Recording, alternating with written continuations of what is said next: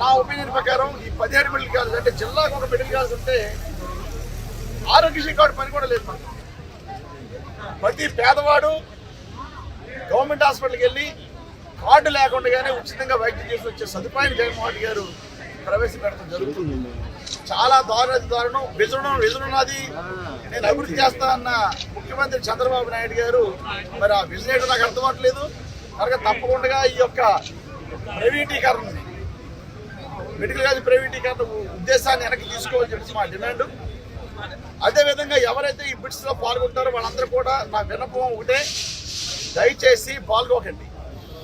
పొరపాటున మీరు పాల్గొని ఈ మెడికల్ కాలేజీలో చంద్రబాబు ఇచ్చిన దొంగ హామీలకి మీరు నమ్మి ఈ యొక్క కాలేజీలు మీరు తీసుకోవడం జరిగినా జగన్మోహన్ రెడ్డి ప్రభుత్వం రాగానే వీటిని వెనక్కి తీసుకోవడం జరుగుతుంది. ఆల్రెడీ ప్రజల్లో చాలా వ్యతిరేకత ఉంది. రాబోయే 5 సంవత్సరాలు అవ్వాలి కాబట్టి ప్రజలు కూడా 5 సంవత్సరాల కోసం ఎదురు చూస్తున్నారు. తప్పకుండా ఏది అయితే జగన్మోహన్ రెడ్డి మాట ఇచ్చారో మాట ప్రకారం నిలబడతారు.